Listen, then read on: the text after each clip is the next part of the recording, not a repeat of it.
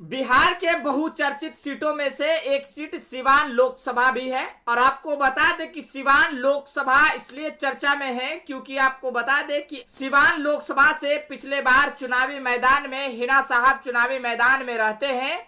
और आपको बता दें कि इस बार हिना साहब देखिए किस गठबंधन के साथ चुनाव लड़ते हैं या किस पार्टी से उन्हें टिकट मिलता है।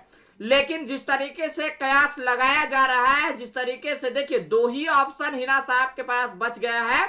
या तो फिर आपको बता दें कि कुछ दिन पहले चिराग पासवान की पार्टी एलजेपी-आर से मुलाकात होती है और कहीं ना कहीं अगर दो नेता एक साथ मिलते हैं तो राजनीतिक चर्चा जरूर होती है। और इसलिए यह भी कयास लगाया जा रहा है कि हिना साहब आने वाला 2024 के चुनाव में एलजेपी-आर से चुनावी मैदान में रह सकते हैं। और वहीं आपको बता दें कि कहीं ना कहीं हिना साहब के लिए कोई पार्टी अगर आवाज उठाती है तो वो पार्टी असदुद्दीन ओवैसी की पार्टी है।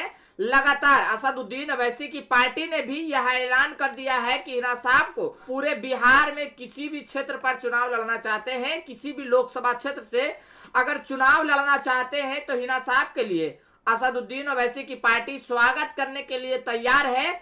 और एआईएमआईएम ने यह भी ऐलान कर दिया है कि हमारी पार्टी से कोई भी किसी भी क्षेत्र से चुनाव लड़ सकते हैं।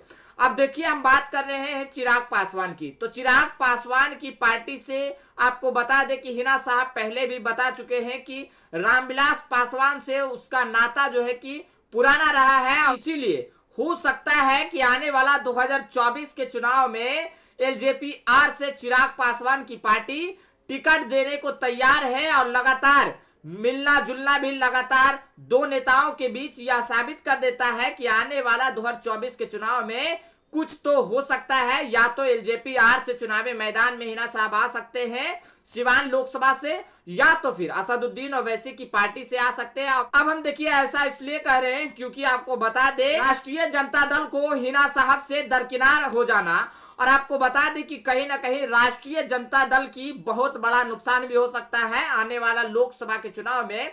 और ऐसा इसलिए हम कह रहे हैं क्योंकि आपको मालूम होगा कि गोपालगंज उपचुनाव के बारे में आप जरा याद कीजिए कि गोपालगंज उपचुनाव में असदुद्दीन ओवैसी की पार्टी चुनावी मैदान में रहती है और कहा जा रहा था कि वहां शहाबुद्दीन साहब के समर्थक ने असदुद्दीन ओवैसी की पार्टी को वोट किया, यानी कि एआईएमआईएम को वोट किया। और इसीलिए कहा जा रहा था, राष्ट्रीय जनता दल की तरफ से भी कहा जा रहा था कि वहां जो वोट मिले हैं एआईएमआईएम को वो शहाबुद्दीन साहब के समर्थक थे। और इसीलिए कहा जा रहा है कि एआईएमआईएम को हिना साहब का समर्थन मिल रहा है और हिना साहब को एआईएमआईएम इसलिए चुनावी मैदान में उतारना चाहते हैं। अब देखिए क्या असदुद्दीन ओवैसी की पार्टी में जाना चाहेंगे या तो फिर एलजेपी-आर से चुनावी मैदान में उतरेंगे।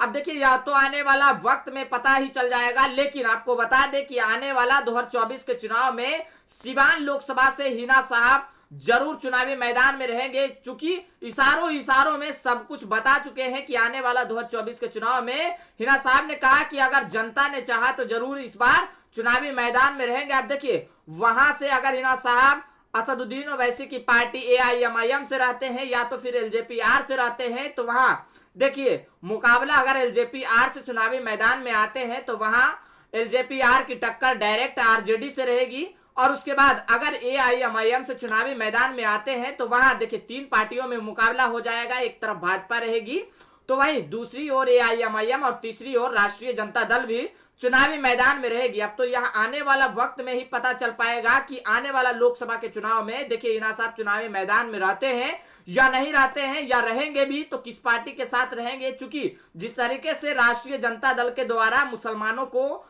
कहीं ना कहीं नजरअंदाज किया जा रहा है, मुस्लिम नेताओं को नजरअंदाज किया जा रहा है। और आपको बता दें कि इंडिया गठबंधन में कहीं ना कहीं एक भी मुस्लिम नेताओं को शामिल ना करना, यह भी आने वाला लोकसभा के चुनाव में असर पड़ सकता है इसका। और देखिए आने वाला लोकसभा चुनाव में सब कुछ पता चल जाएगा, पूरा डिटेल्स आप लोगों को बताते रहेंगे, पल पल की अपडेट आप लोगों तक पहुंचता रहेगा। फिलहाल आज के लिए इतना ही। अगर इस वीडियो को यूट्यूब चैनल पर देख रहे हैं तो हमारे चैनल को सब्सक्राइब कर लीजिएगा। अगर इस वीडियो को फेसबुक पेज पर देख रहे हैं तो हमारे पेज को फॉलो कर लीजिएगा। कमेंट बॉक्स में अपनी प्रतिक्रिया जरूर दें। मिलते हैं अगली वीडियो में, तब तक के लिए जय हिंद, जय भारत।